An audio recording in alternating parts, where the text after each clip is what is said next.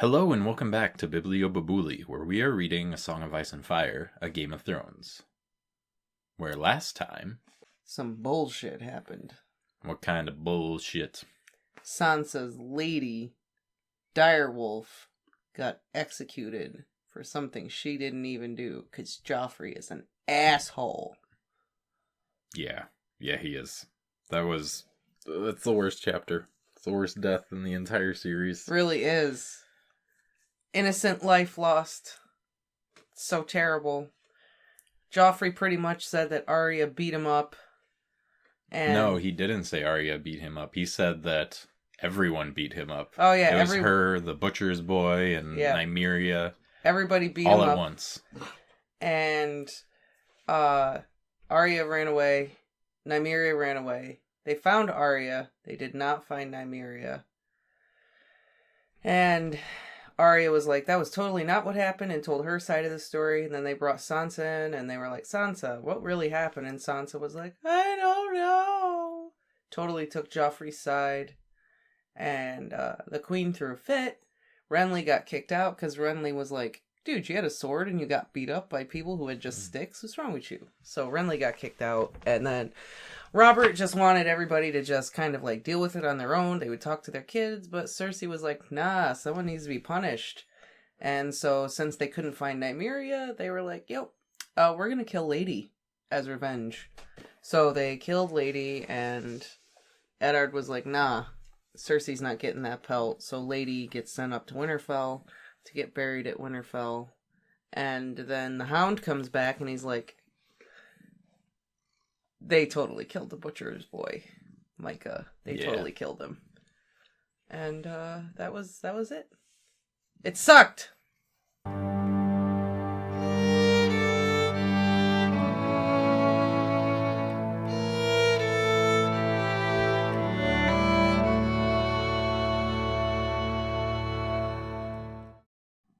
Bran. It seemed as though he'd been falling for years. Fly, a voice whispered in the darkness. But Bran did not know how to fly, so all he could do was fall. Maester Luwin made a little boy of clay, baked him till he was hard and brittle, dressed him in Bran's clothes, and flung him off a roof. Bran remembered the way he'd shattered. But I never fall, he said, falling. The ground was so far below him he could barely make it out, through the grey mist that whirled round him, but he could feel how fast he was falling, and he knew what was waiting for him down there. Even in dreams you could not fall forever. He would wake up in the instant before he hit the ground. He knew. You always woke up in the instant before you hit the ground. And if you don't? The voice asked. The ground was closer now, still far, far away, 1,000 miles away, but closer than it had been. It was cold here in the darkness. There was no sun, no stars, only the ground below coming up to smash him, and the grey mists, and the whispering voice. He wanted to cry. Not cry. Fly. I can't fly, Bran said. I can't. How do you know? Have you ever tried? The voice was high and thin. Bran looked round to see where it was coming from. A crow was spiralling down with him, just out of reach, following him as he fell. Help me, he said. I'm trying, the crow replied. Say, got any corn? Bran reached into his pocket as the darkness spun dizzily around him. He pulled his hand out, golden kernels sliding from between his fingers into the air. They fell with him. The crow landed on his head and began to eat. Are you really a crow? Bran asked. Are you really falling? The crow asked back. It's just a dream, Bran said. Is it? Asked the crow. I'll wake up when I hit the ground, Bran told the bird. You'll die when you hit the ground, the crow said. It went back to eating corn. Bran looked down. He could see mountains now, their peaks white with snow, and the silver thread of rivers in the dark woods. He closed his eyes and began to cry. That won't do any good, the crow said. I told you, the answer is flying, not crying. How hard can it be? I'm doing it. The crow took to the air and flapped round Bran's hand. You have wings, Bran pointed out. Maybe you do too. Bran felt along his shoulders, groping for feathers. There are different kinds of wings, the crow said. Bran was staring at his arms, his legs. He was so skinny, just skin stretched taut over bones. Had he always been so thin? He tried to remember. A face swam up at him out of the grey mist, shining with light. Golden. "The things I do for love," it said. Bran screamed. The crow took to the air, cawing. "Not that!" it shrieked at him. "Forget that! You do not need it now! Put it aside! Put it away!" It landed on Bran's shoulder and pecked at him, and the shining golden face was gone. Bran was falling faster than ever. The grey mists howled round him as he plunged toward the earth below. "What are you going to do with me?" said Bran tearfully. "Going to teach you how to fly." "I can't fly." "You're flying right now." "I'm falling." "Every flight begins with a fall," the crow said. "Look down." "I'm afraid." "Look down." Bran looked down and felt his insides turn to water. The ground was rushing up at him now. The whole world was spread out below him, a tapestry of white and brown and green. He could see everything so clearly for a moment he forgot to be afraid. He could see the whole realm and everyone in it. He saw Winterfell as the eagles see it, the tall towers looking squat and stubby from above, the castle walls just lying in the dirt. He saw Maester Luwin on his balcony, studying the sky through a polished bronze tube and frowning as he made notes in a book. He saw his brother Robb, taller and stronger than he remembered him, practising swordplay in the yard with real steel in his hand. He saw Hodor, the simple giant from the stables, carrying an anvil to Mikken's forge, hefting it onto his shoulder as easy as another man might lift a bale of hay. At the heart of the Godswood, the great white weirwood brooded over its reflection in the black pool, its leaves rustling in a chill wind. When it felt Bran watching, it shifted its eyes from the still waters and stared back at him knowingly. He looked east and saw a galley racing across the waters of the Bight. He saw his mother sitting alone in a cabin, looking at a blood-stained knife on a table in front of her, as the rowers pulled at their oars and Sir Roderick leaned against a rail, shaking and heaving. A storm was gathering ahead of them, a vast dark roaring lashed by lightning, but somehow they could not see it. He looked south and saw the great blue-green rush of the Trident. He saw his father pleading with the king, his face etched with grief. He saw Sansa crying herself to sleep at night, and he saw Arya watching in silence and holding her secrets hard in her heart. There were shadows all round them. One shadow was dark as ash, with the terrible face of a hound. Another was armoured like the sun, golden and beautiful. Over them both loomed a giant in armour made of stone, but when he opened his visor there was nothing inside but darkness and thick black blood. He lifted his eyes and saw clear across the narrow sea, to the free cities and the green Dothraki sea and beyond, to vast Dothrak under its mountain, to the fabled lands of the Jade Sea, to Asshai by the shadow, where dragons stirred beneath the sunrise. Finally he looked north. He saw the wall shining like blue crystal, and his bastard brother Jon sleeping alone in a cold bed, his skin growing pale and hard as the memory of all warmth fled from him. And he looked past the wall, past the endless forest soaked in snow, past the frozen shore and the great blue-white rivers of ice and the dead plains where nothing grew or lived. North and north and north he looked, to the curtain of light at the end of the world, and then beyond that curtain. He looked deep into the heart of winter, and then he cried out, afraid, and the heat of his tears burned his cheeks. "Now you know," the crow whispered as it sat on his shoulder. "Now you know why you must live." "Why?" Bran said, not understanding, falling. "Because winter is coming." Bran looked at the crow on his shoulder, and the crow looked back. It had 3 eyes, and the third eye was full of a terrible knowledge. Bran looked down. There was nothing below him now but snow and cold and death, a frozen wasteland where jagged blue-white spires of ice waited to embrace him. They flew up at him like spears. He saw the bones of 1,000 other dreamers impaled upon their points. He was desperately afraid. "Can a man still be brave if he's afraid?" he heard his own voice saying, small and far away, and his father's voice answered him. "That is the only time a man can be brave." "Now, Bran," the crow urged. "Choose! Fly or die!" Death reached for him, screaming. Bran spread his arms and flew. Wings unseen drank the wind and filled and pulled him upward. The terrible needles of ice receded below him. The sky opened up above. Bran soared. It was better than climbing. It was better than anything. The world grew small beneath him. "I'm flying!" he cried out in delight. "I've noticed," said the three-eyed crow. It took to the air, flapping its wings in his face, showing him, blinding him. He faltered in the air at its pinions, beat against his cheeks. Its beak stabbed at him fiercely, and Bran felt a sudden blinding pain in the middle of his forehead between his eyes. "What are you doing?" he shrieked.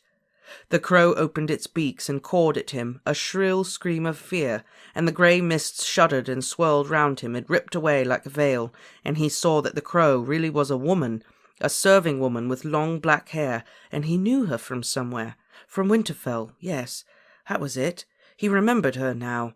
And then he realized he was in Winterfell, in a bed high in some chilly tower room, and the black-haired woman dropped a basin of water to shatter on the floor and ran down the steps shouting, "He's awake! He's awake! He's awake!" Bran touched his forehead between his eyes. The place where the crow had pecked him was still burning, but there was nothing there. No blood, no wound. He felt weak and dizzy. He tried to get out of bed, but nothing happened. And then there was movement beside the bed, and something landed lightly on his legs. He felt nothing. A pair of yellow eyes looked into his own, shining like the sun. The window was open, and it was cold in the room, but the warmth that came off the wolf enfolded him like a hot bath. His pup, Bran realized. Or was it? He was so big now. He reached out to pet him, his hand trembling like a leaf. When his brother Robb burst into the room, breathless from his dash up the tower steps, the direwolf was licking Bran's face. Bran looked up calmly. "His name is Summer," he said. Alright, now I don't have to be so stressed out about calling it Bran's direwolf. We know the name now. Summer. His name is Summer. Very appropriate. Yes. And I guess we can now call Bran the boy who lived. Yes, we can. Bran is the boy who Feeling a strong pain in his forehead and everything. The burning sensation in his forehead. Strange dreams. Long, tangled black hair. Flying. Or no, he doesn't have black hair in the show. He actually has auburn hair. In like the his books. mother. Yeah, he has red hair. That's right. I'm getting the show confused with the book there. It's easy to do. Okay, so that part doesn't work, but either The rest of it. Yeah. He can fly. He can fly. He has a burning sensation in his forehead. Mm-hmm. He survived. Yes. And I can't go into it. He has I'm funny not going to dreams. talk about it. But this chapter should be titled Bran, the Foreshadowing. Yeah, Bran. This whole chapter is just a big foreshadowing. I know, it's really hard to talk about, right? Yeah. This chapter is very difficult to discuss without spoiling anything. But I think what we can say is this is obviously very much a prophetic kind of dream, not a normal kind of dream. Yeah. You know, the crow is pecking his He sees third eye. He sees everything going on in real time. I mean, Catelyn's staring over the bloody knife. Robb has gotten bigger. He can see Sansa crying over Lady. He sees Arya, like, keeping secrets and keeping to herself. He sees a storm coming that no one else can see. Mm-hmm. He flies all the way to the heart of winter. Yeah. And the crow is like, yeah, this is why you need to stay alive. And very appropriate that he names his wolf Summer when the whole thing is the crow is telling him, like, winter is coming. Yeah. I like how they describe the wolf, too, when he wakes up. He's warm and protective. With yellow eyes, like a warm summer color. Mm-hmm. Yeah. And summer. Yeah. Perfect. The one line got me, where Bran says, "But I never fall," he said, falling. Yeah. Yep. Bran, hate to break it to you. You're falling right now. I also thought it was interesting that he's falling towards these winter spikes, and it says he sees all these bodies below of dreamers before him. Does that mean other people have had similar dreams and they didn't fly? They didn't fly, and they died? Maybe. It's possible. I also thought it was interesting that Bran sees Jaime in the dream, saying, the things I do for love, and the crow straight up tells him, like, forget about it, doesn't matter anymore. It's not important. Yeah. He tried to kill you. He didn't. You guys are even. Just get over it, bud. More important shit's going on right now. See if everyone else feels the same way about that. Bran's dream is almost kind of like a story recap for Bran. Like, whatever this crow is like, this is what's happening right now. So, when you wake up, this is what's going on. Yeah. So Bran is like... It's like Bran's coming back into episode number 2. Last time on Winterfell. Right? I don't even know what else to say, just because there's like... Yeah, there's not much we can say, just... So much if you are reading this for the first time, keep in mind everything that happens in this chapter. Yeah, it's so much foreshadowing, it's crazy. And trying to talk about any of it, I don't want to like accidentally spoil anything. But I do also think that we could also say that this is one of the ways in which Martin is slowly trying to introduce the otherworldliness of Westeros, and that, like, I don't want to necessarily call it, like, if we were talking, like, in Harry Potter terms, the closest thing I could say is to, like, divination or the pensieve, something along the supernatural, right? Because it's not a normal dream that Bran's having. Well, I mean, so far, everything that's happened could very well have just taken place in the past. There's nothing really fantasy about what's happened yet. Right. I think this was the chapter where you start to get those glimpses of the fantasy aspect. The fantastical nature of the story. The only things that we've seen that even come close are Dany getting her dragon eggs and proving... Not even that. Well, it just proves the existence that... It just proves that dragons did exist at one time. So there is an element of fantasy to the world. Not necessarily right now. No, I don't... I think this is the one where it confirmed that dragons once existed, because Bran saw them. Because I mean, maybe they were dragon eggs. Dany doesn't know. I mean, they could have just been carved stone. That's true. All right, fair enough. I'd say the only thing that leads this to be fantasy prior to this point is the introduction of the others in the prologue. At the very beginning. Yeah. Other than that, no. I also think it's interesting that in this chapter, the only two things that seem to acknowledge Bran is the crow that's talking to him, and then the weirwood tree like looks at him in the dream. Mm-hmm. Everything else, it's kind of like he's peeping in at them, right? Almost like a ghost. Yeah, like he's watching them, but like the crow, even if the crow is real, whatever the crow is, if it's like his subconscious or whatever, we won't get into what the crow is or what it means, but the only other thing that seems to like acknowledge him in the dream is the weirwood tree at Winterfell, like looks at him and makes eye contact with him. Which is very interesting. So join us next time to see what Catelyn's up to on her voyage. And don't forget to like, comment, and subscribe, everybody!